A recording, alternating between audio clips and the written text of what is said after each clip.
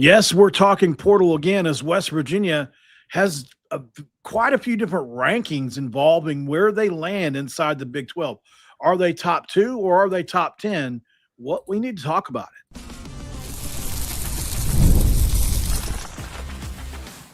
You are Locked On West Virginia, your daily podcast on the West Virginia Mountaineers, part of the Locked On Podcast Network, your team every day. What is up, guys? Welcome back in. My name is Mountaineer Paul. I am your host here. We'd like to welcome you back into Locked On West Virginia. Thank you guys so much for being here with us as we dive into another episode, and we really appreciate it, man, as you guys have supported us all the way through this offseason. And gotta be honest with you, man, this is going to be a fun episode. We're really going to try to do a good job in explaining where West Virginia stands as far as the portal goes and get into some different things. But this episode is going to be brought to you by FanDuel. And right now with FanDuel, if you want to get in on the action, it's the last call for football on FanDuel. If you're a new customer, just bet $5 and get $200 in bonus bets. That's if you win that first $5 bet. But I'm not alone, guys. As you guys know, I like to bring on guests, especially during these weeks like this. And without further ado, let's bring him on now, man. Tyler Cobb from the Cold Country Pod. How do you say your podcast again? It's the Cold Country Podcast. Okay, that's what I thought. The Cold Country Podcast. Sometimes I want to say Country Roads Webcast. It's just there's so many there's different a ones. lot nowadays. Yeah. Oh gosh. But thanks for coming on, man, as my cat jumps up on us. Oh, good Lord. In my opinion, dude, I think West Virginia's portal class went pretty well. But what I'm curious what you think about it, because, there are varying opinions out there. And when you look at the overall rankings for West Virginia, they vary. On3 has West Virginia ranked in the top 2, but that's based on a really weird system of incoming and outgoing players. 247 has West Virginia ranked 10th in the Big 12. And so I thought, well, man, where does West Virginia actually rank? How did we actually do? Are we putting the gold and blue blinders on a little bit here? What do you think? Yeah, you mentioned the On3 and 24/7. They do a little bit different of a ranking. I prefer the On3, and that's me being a little bit of a homer because obviously they have us higher, but more so because On3 does do that little algorithm where they're considering what goes in, what comes in, what goes out. Overall thoughts on the portal. It's kind of hard to say until we see everybody play on the field. But I think the staff did a really good job of addressing, areas of need. And that starts up front on the offensive line. I think it was very obvious from the get-go that was the biggest problem, and Rich Rod was gonna fill that hole. Yeah, agreed, man. And I think, maybe it isn't the sexiest portal class ever. I mean, there are a couple sexy players, especially after last night's video that I did. I think we can all get a little more excited about Michael Hawkins, right? When you've got Oklahoma legend after Oklahoma legend. We're not talking about podcasters, no offense to me or you. We're talking about guys that played at Oklahoma at a high level, that have access to the practices, that said that Michael Hawkins outplayed John Mateer all spring long. And Mateer basically got that job because of his status, because he was paid so well. That's the truth, right? Now, maybe Mateer is a better player as well. I'm not saying that I'm not going to delusional enough to say that couldn't be the case. It could be the case, but it does make you feel a lot better about the quarterback we brought in and the fact that we didn't have to spend so much as to where some other people did. And so then you start looking around at other aspects of the portal, right? And then when you look at it, I mean, what I want to do on this one is obviously I want to look at the 33 guys we brought into the portal, but I also want to combine that with some of the high school guys as well as the Juco, right? Because in order for this team to be successful, number one, Rich Rod's going to have to integrate a bunch of new players into the second year in a row. It's not what we all hoped. It's not they're just filling 10 or 12 holes like we had hoped or thought. A lot of people left again. Can that be successful in second year? We saw, I think it could have been last year had the right players return from the previous year, but it didn't. So now you're bringing in a bunch of new players, but they're at places like the O-line, defensive line to some extent. pretty much everywhere. But where it matters, right, is what you want. I want to talk about. And everybody talks about guys like, there's no doubt that when you look at the running back, Cam Cook is obviously a major piece and stuff. But there's a guy by the name of Octavius Boswell, Juco, that I think is a great player. When you're looking at how the offensive lines look, defensive lines look, I think you have to factor in the entire class, JUCO, high school, and transfer portal, to get a holistic view of what they did here. Yeah, you mentioned Boswell. He's a guy that I think fans are gonna, one, need to get used to seeing that name, and two, that I think is gonna need to play a little bit of a role, especially early in the season. Where you bring in Cam Cook, obviously, but after that, it's a bunch of young guys. Obviously, Latimer, 4-star recruit that you end up flipping from Wisconsin. That is huge. But at the end of the day, he's still a freshman. It takes some time to get used to power forward ball, right? But so Boswell specifically is a guy that, he has some experience at that JUCO level, and I understand it's not the same as Power 4, even D1 in general. But he's fast, man. He's a guy that I've watched a ton of tape on. He has elite breakaway speed once he gets off the edge and gets going in stride. As you're pulling up some tape here, he is fast. So if it has to end up being Cook and Boswell early in the year until Latimer can get adjusted to the Power 4 level, I like our chances with Boswell turning out, and he's going to play a huge role. Yeah, agreed, man. When you look at Martavius Boswell, the first thing you think of is speed. But, I mean, you can see he's got some elusivity to him as well, to himself as well. But it's definitely the breakaway speed. And when you look at him, I mean, his tape is excellent. And I think he's got if Cam Cook were to go down, God forbid, or anything like that, I think he would be a great candidate along with Lamari Latimer, to be a great part of a rotation of just really, really explosive running backs. But he gives us something that nobody else really does, right? That real true home run hitter. Now, could Cam Cook break off a 60-yarder? Absolutely. Could Amari Latimer? Absolutely. But this guy does it a little differently. And here's the thing with this guy, too. You can put him on the field with other running backs in the slot. You can put him in the running backfield with other guys, and he can run routes. He's actually not bad in pass protection, even though he's a little smaller than the others. As you can see here, look at this move. I mean, just insane stuff. I mean, he reminiscent of Tavon Austin in some ways. Is he that dynamic? No, nobody ever will be. But I do think he's got some of that juice in his body. But, I mean, at the end of the day, man, this is one of the JUCO guys I'm looking at when I think about who are some of the JUCO guys at West Virginia, along with the portal guys, that can step in and really make this a dangerous team next year. This guy right here is at the top of the list. He definitely is. He's speed kills in a Rich Rod offense. Absolutely. So obviously the offensive line is going to be the majority.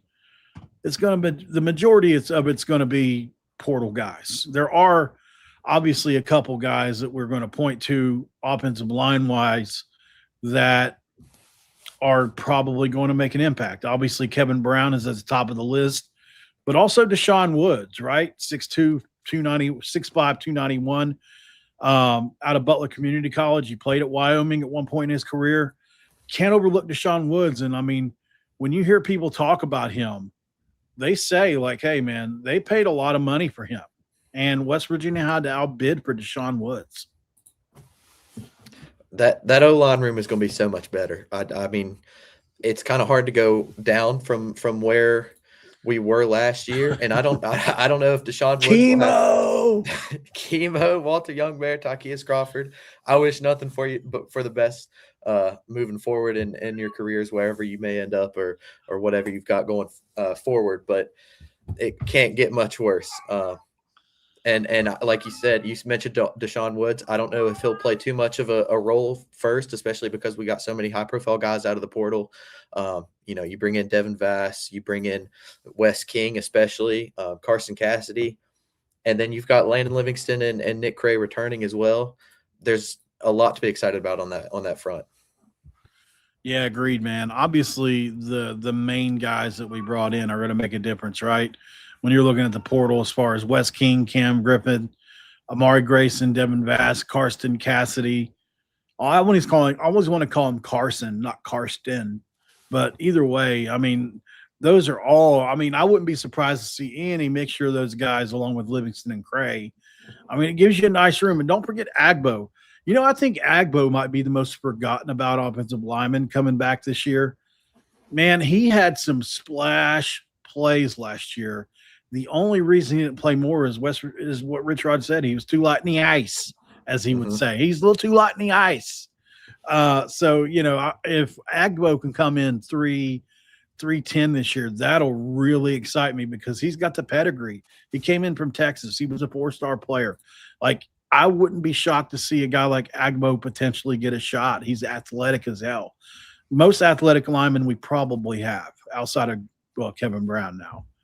Obviously the O-line's going to be much improved, I think. But after the break, I think the meat and potatoes of what we're going to be talking about today is the defensive line. And we have to highlight 3 of these Juco guys, man, that, I mean, you can't overstate how important they are to the upcoming season.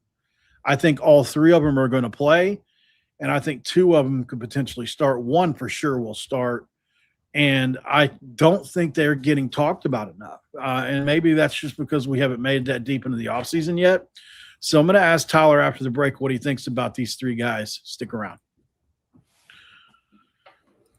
And, of course, we're talking about our friends, and we always love our friends when it comes to, you know what it is, man. Mazda, I think it's Mazda on this. Let me make sure. For whatever reason, my screen just blanked on me. No, we're at FanDuel. Okay, so on this one, guys, we're talking about FanDuel. And right now with FanDuel, we got to be honest with you. If you didn't know, it's college. The season's almost over, right? We're almost done with the NFL season. College football season is over with, which is kind of sad. It's the last call for football. The final chance to get on the action before the NFL season officially comes to a close. This is Super Bowl 60, and FanDuel is making sure you're right in the middle of it with the special offer just in time for the biggest game of the year. Whether you're breaking, you got your favorite, you got your ride to the underdog, or you can build one same-game parlay. This is the game everyone's been looking for and waiting for. And when predictions turn into plays, stats turn into storylines, and every snap feels bigger, it's the perfect way to cap off the season and make every Super Bowl even more exciting from the kickoff to the final whistle. If you're a new customer, just bet $5 is going to make you come holla, and you're going to get $200 in bonus bets. That's if you win that first $5 bet.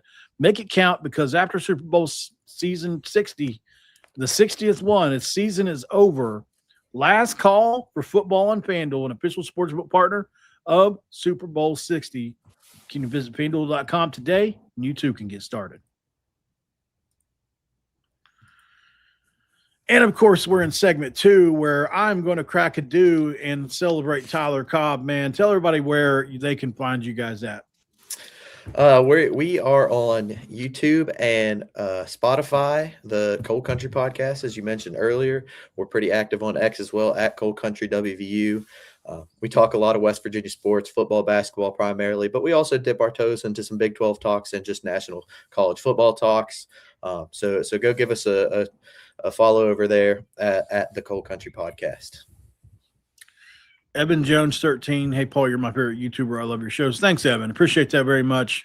And thanks to all you guys that are in here right now. I really mean that. It means a lot. Get a lot of mail. Get a lot of people asking for pictures and things. Like earlier today, I went to go get a computer charger, and there's 2 people asked for a photo. It's the weirdest thing ever. You know what I mean? Because it's like I just regular guy that talks about football, but I do appreciate it when you guys come up to me, though, because I don't bite. You know, I'm just a regular guy. So I do appreciate any and all fandom, if you will. I guess I don't know how to best to say it, but okay, getting into the JUCO portion of this now, because we kind of dipped into it in the first segment. Mm-hmm. You know, with the how did West Virginia do? Because it's kind of hard to quantify it, like you said. It's just a little too early, but let's talk about 3 guys, and not 3 guys before the game either. We're talking about 3 guys that West Virginia absolutely capital in needs. Without these three guys, I don't know that West Virginia's defensive line will hold up this year. That's how big it is. And I'm being not being hyperbolic. Without these three guys, this is your defensive line. Obviously, you've got, if you're talking about incumbents, you've got Gabriel and you've got McIntyre, right? Those two are obviously going to be big contributors. But if you don't count, obviously you're going to count those two. But if you don't count the three JUCO guys, then you're going to be counting on McIntyre, Gabriel, Hostrip, Ezekiel Durham Campbell, Harper Holloman, David Afogo, Will LeBlanc. That's pretty much it. I mean, obviously, you can get into some of the guys that maybe play edge and D line, but for the most part, that's what you're waiting for or what you're building around.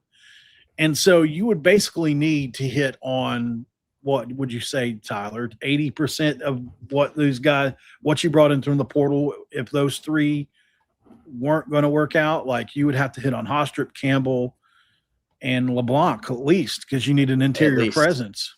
Mm-hmm. So at least. I mean, so at the end of the day, these three are going to be integral. And West Virginia spent big. Like when we talk about who these guys are, two of these guys played on the best junior college team in the entire nation and won the national championship game and allowed 2 yards per play, 8 points per game, something insane like that on that defense they had. And in the Jayhawk Conference is the Division I bounce back league, where it's literally riddled with Division I players. So, we'll definitely get into them. So probably I won't go to my number one guy first. I want to talk about Henson first, Tyler. How much have you watched KJ Henson, and what are your overall thoughts on him? Yeah. Obviously, you said you wouldn't mention your number one guy, and I have a feeling that we agree on who that is. Yeah. But Henson as well. There he is. What I think is special about him is he's got the ability to play both sides, right? He can play the interior if need be, and he can play the edge if need be, and that shows in the tape. He's explosive. He gets downhill. I mean, he can hit. What you're seeing it here on the tape. I mean. Watch how quick he adjusts perfectly, and you mentioned the fact that these guys need to hit, and I can't stress that that's important, how important that is. I expected Rich Rod to be a little bit more aggressive in the portal, especially for interior defensive linemen, right? And I was a little underwhelmed with what we went out and got for the interior of the defensive line, and then you go watch these three guys' tapes, KJ Henson being one of them. And, you get some hope that these three guys can make an impact on the defensive line. It's not easy to make the jump from the JUCO, from the Power 4 level, but there's a reason he had multiple Power 4 offers. And KJ Henson is going to be one of those guys that I expect to see on the field. Yeah, I mean, obviously he was committed to Minnesota, and then, West Virginia was able to flip him. And what you get out of Henson, if you look at him on some of these plays, he is extraordinarily – I compare him to T.J. Jackson from Troy from a couple years ago, or a Dante Stills type player. I'm not saying he's going to be as good as either one of them, but that's his skill set. He's an athletic defensive tackle that makes guys miss, right? Like, like he can engage like he did there and get and shed and block, but he can also do the thing where he jukes it. Have you ever seen defensive linemen? They'll swim over or rip under, they'll juke an old lineman out. And that's kind of what he does. He beats guys with speed and quickness. And like right there, just getting right around a guy. That's what he does well. So, he's a guy that's going to be a penetrator. He, I've seen a couple runs or a couple plays where he's gotten double teamed. So, and he got. So he can get got with a double team. But I mean, as far as one-on-one goes, he plays really tough and solid. And, I went and looked at some of the players he played against in some of the games. He did play against several Division I bounce backs. So, these are, like I said, Hutchinson, they're the Indiana of JUCO this year, if you will. Like they had that kind of defense. They had that kind of, and like, that's why I said we got we got 4 players from. Well, we got how many players did we get from Hutchinson?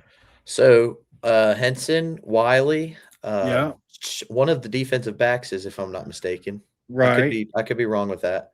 Boswell or no, not Boswell. A few guys, right? I mean, Yeah, there was a couple guys from Hutchinson.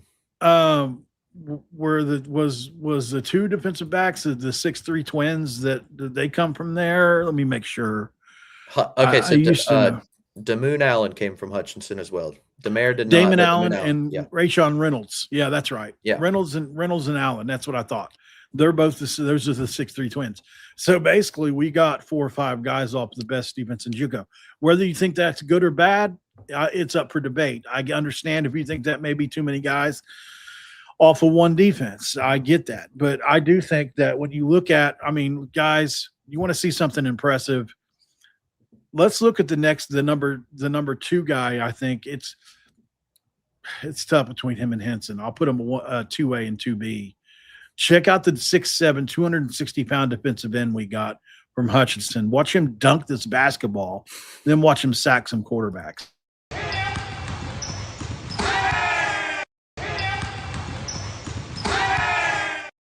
So this is Wiley, who you were just talking about, 6'7", 250, 260, somewhere in there. And he's a good athlete, man. He can really roll off the edge. If I can figure out which one he is, there he is. So, coming off the edge, man, Wiley's a guy that I really like. He's got length, he's got athleticism, and the only thing he really needs to refine, Tyler, is his technique. And he'll get that at West Virginia. Man, he's got everything as he does a beautiful bull rush there. Here you see him. I mean, it's hard to miss him. It's 6'7" coming off the edge. Great left hand there to get to the quarterback.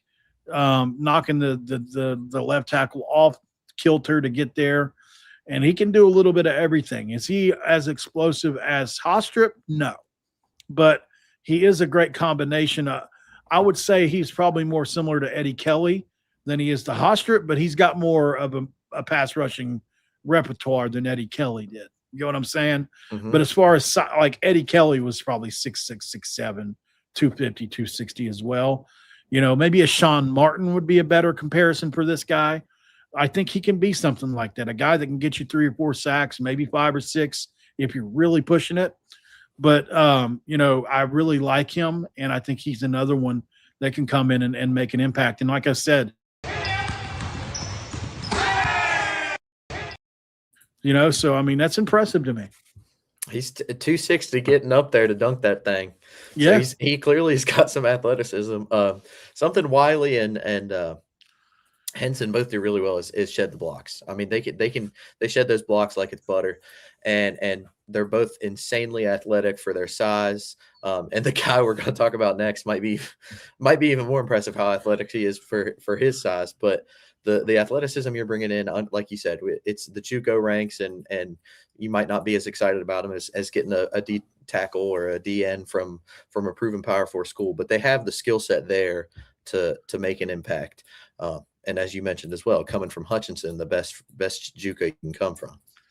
One more break really quick, guys, and we'll get to the final player from Juco that I think will be possibly the best defensive lineman on our team this year, and I'm not exaggerating. We'll be right back. Hi, everyone. I'm Kalia Butler, host of Locked On Women's Basketball, and this is Mazda's Women's Basketball Snapshot, celebrating the work no highlight reel can ever capture. The WNBA has released its 2026 schedule, featuring a 44-game regular season beginning on Friday, May 8th. The league's historic 30th season includes expansion teams Portland Fire and the Toronto Tempo, with opening weekend highlights such as Caitlin Clark and the Indiana Fever hosting Paige Beckers and the Dallas Wings, and a rematch of the 2025 finals between the Aces and the Mercury. In college hoops, South Carolina handed Vanderbilt its first loss of the season with a dominant 103-74 win. These moments are earned off the clock. Those long before the lights ever come on. The sweat, the fakes, the doubt, the scrapes, and coming back for more every time. Mazda puts the same drive into every detail. Wins define the moment. putting in the work that defines you. There's more to a Mazda because there's more to you.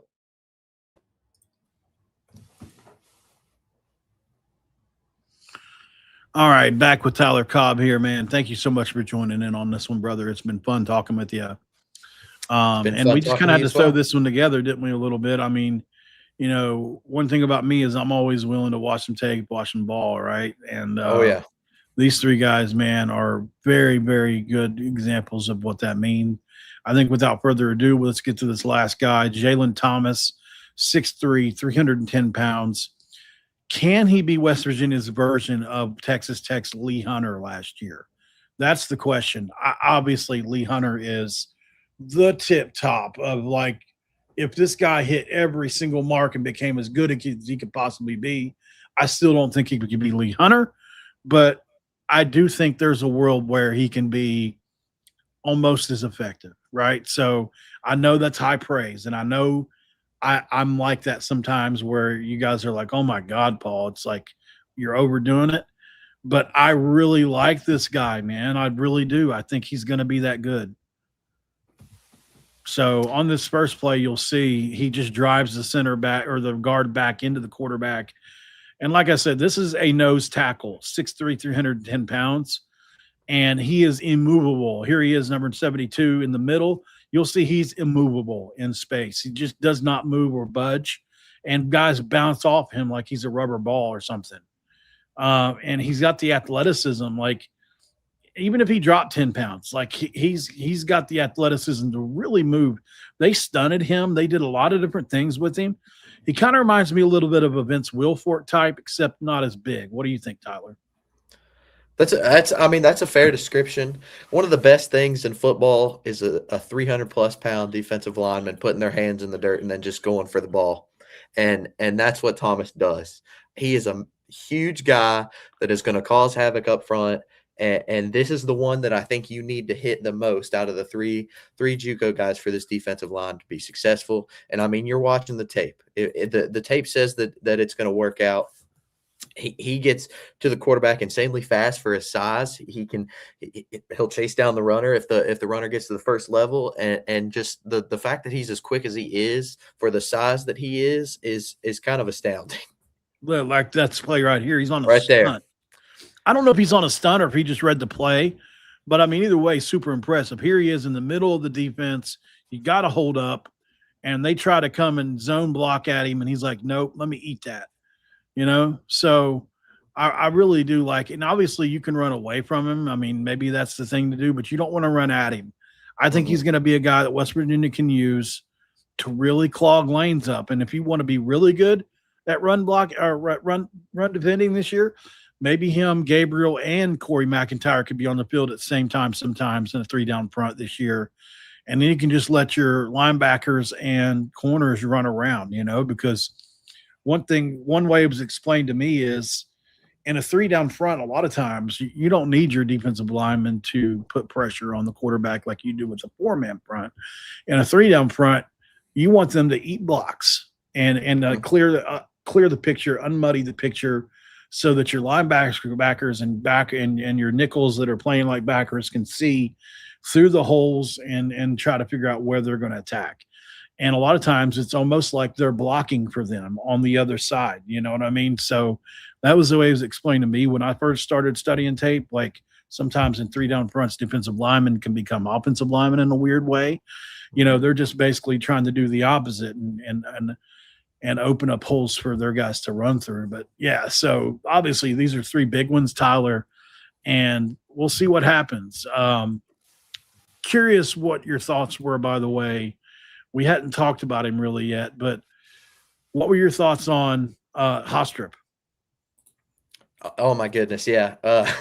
He's my favorite portal pickup. I think there's going to be a lot of Cam Cook talk, Teron Francis, and for good reason, right? Rich Rod is Hawkins. Hawkins as well. Rich Rod offense needs some explosive players, and he definitely picks some up out of the portal. But Hostrip has got to be my favorite pickup.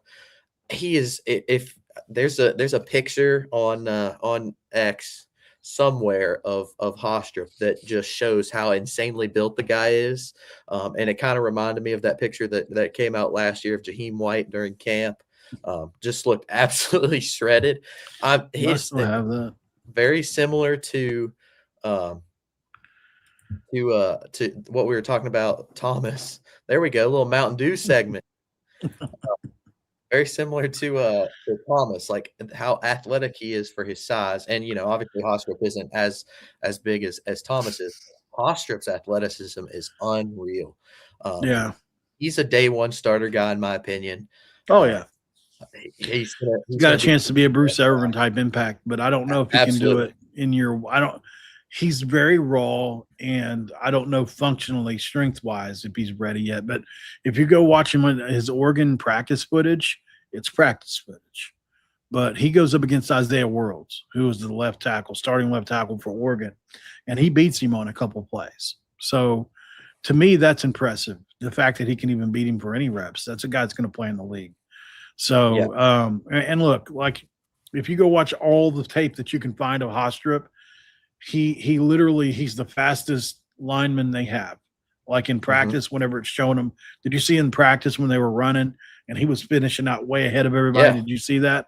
That's at first I thought it was the whole team, and then somebody was like, no, that's like the linemen and linebackers and stuff. I'm like, oh, well, that's still impressive though, that he was finishing so far out in front of everybody.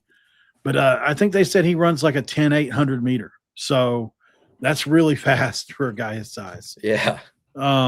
That's probably, and I think they said he's like 22, 23 miles an hour too. So, I mean, good Lord, probably not 23. It was like 22, I think, but that's really fast. By the way, this picture is Robert Morris, and that's Chemo getting absolutely destroyed by the Robert Morris defensive tackle on the goal line. I don't remember why I kept this, but the warping of it, the warping of this picture is a little odd. Jaheim looks so small here. Yeah, I know. It was because on YouTube TV it won't let you just take a screenshot. Oh, you have to take your phone and actually take a picture of your TV screen, and it wouldn't actually let me take a screenshot. But I don't know. You were mentioning that photo. I need to delete that. There's no reason to still keep that. Look at this picture. These are all pictures from last year. Remember this famous photo of Rich Rod? Oh yeah. There's been a couple from last year. There's one for you. What about this thing that Jaheim shared online? It got everybody all excited all the 40 times. 4.48. How about Sincere Bowers running the 4.3? He's a guy I wish we would have been able to keep around. Yeah, I'm telling you what, it's sad times for me. I was a big Sincere guy. I had him on the show. Also had Cannon Katzer on the show, and was really excited about both those guys. I'm really surprised Cannon Katzer got 0 carries.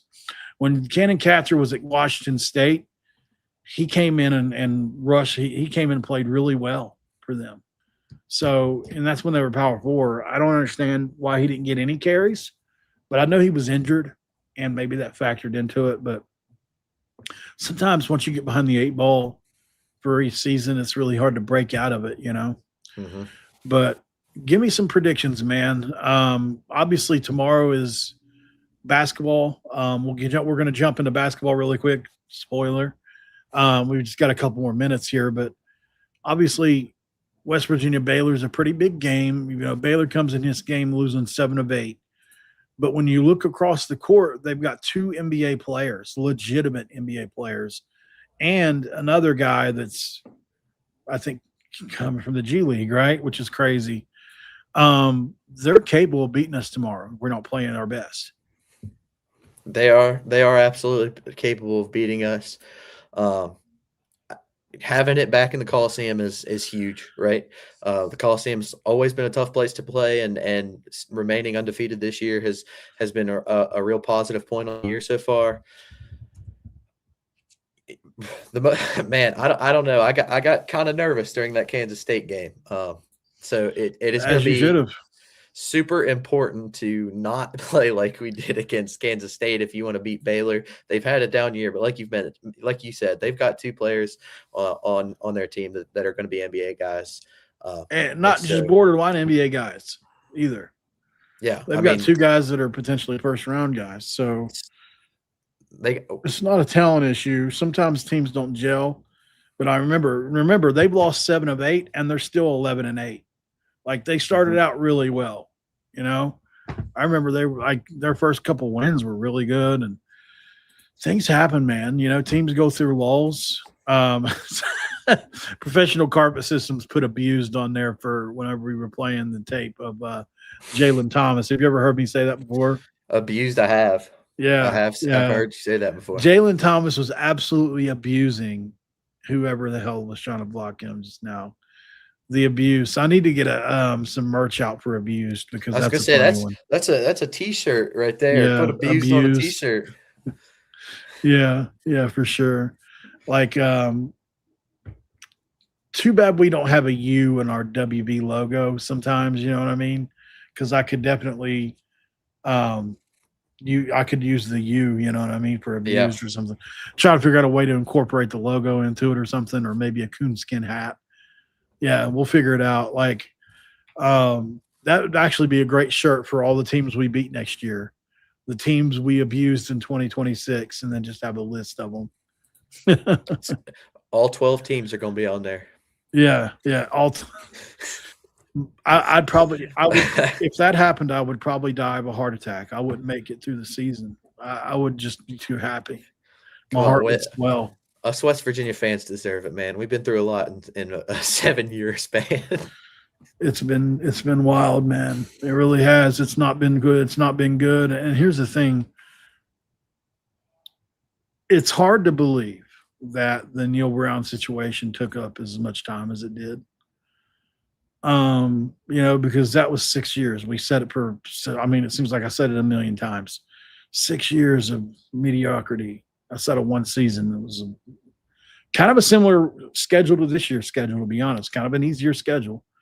Although this schedule does have its difficulties with the 8 straight and all that. But, you know, we're in year 2 with Rich Rod, so we're coming really close to a decade of mediocrity. And I just, at some point, you're Kansas, or maybe Kansas is too harsh. At some point, you're Purdue, you know what I mean? Or something like where you're just not pulling out of it. And I feel like it's now or never with Rich Rod, like all the momentum we had and stuff. So it's definitely something I worry about, because if you don't change the national perception now in 2026, and we know what's happening, it may happen before 2030 if the right things are going. But if things don't change now, this coming year, start to change and really change by year 3, they've got to be changed. There's no ifs, ands, or buts going into year 3. But you worry about being left behind if you're West Virginia. I mean, it's just a real thing. It could happen.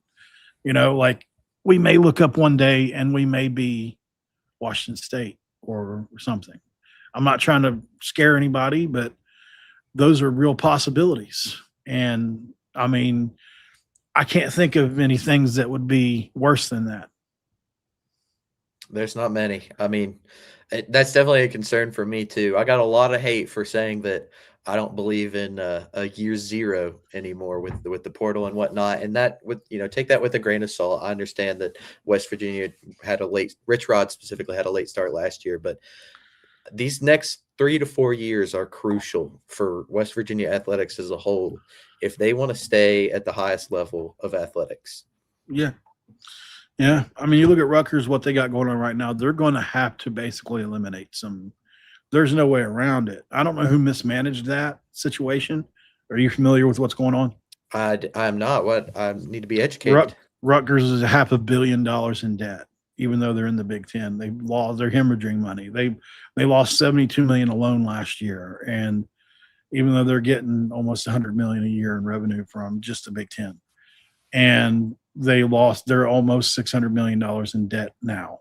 And wow, like they're and Kelly's in West Virginia, former West Virginia and she worked in the athletic department, I think, as the assistant AD or whatever. But she's been brought in to try to fix this situation, and I don't know how she's going to do it. Because I mean, it's just like they said on Three Guys. Even if you improve 20 million next year, that's a huge improvement. But how are you going to make it all? It's like the national debt almost in a way. Like, how can you really fix it? I don't know. You can stop losing money, hopefully, but nobody wants to watch Rutgers. Nobody wants to go to Rutgers games. All these different things are happening. But yeah, you should definitely check it out. I don't know. Somebody probably needs to go to jail or something. Like, that's almost mismanagement of money on just such a grand scale. Like, how do you do that? So yeah, but so point is Rutgers may have to end up cutting some big time sports, and the Big Ten is like, they require you to be like Olympic in some things. And so we'll see, but I appreciate you for coming on, brother. It's been fun. We got to run. Guys, make sure you check out the Cold Country podcast. They do a great job over there. How often do you record? We've been on a little bit of a break. We took a break over holidays, but we try to get an episode up No breaks. I know. Well, shame on us. But typically we try to get an episode up every week or every other week. Like I said, we talk about West Virginia sports, mainly football and basketball, but we also talk a little bit of Big 12 and a little bit of college football in general. Sweet, man. Guys, thanks for being here. Make sure you like the video before you leave. Subscribe if you're new around here. Check out the Cold Country podcast, and we will see you on the next one here at Locked On West Virginia, where we talk about your team, the Mountaineers, every single day. And we really try to do that every single day, sometimes multiple times a day. I'm going to try to do another one today, just in one of those kind of moods. We'll figure out something to talk about. And until then, guys, like, share, subscribe, and I'll see you on the next one. Oh, by the way, Locked On College Football, Spencer McLaughlin does an amazing job. He's an Oregon Ducks guy as well, the Locked On Oregon guy. He's very lucky to have that job. Make sure you're checking him out as well. And we'll see you guys on the next one right here on Locked On West Virginia, where we want you to always Q Country Roads.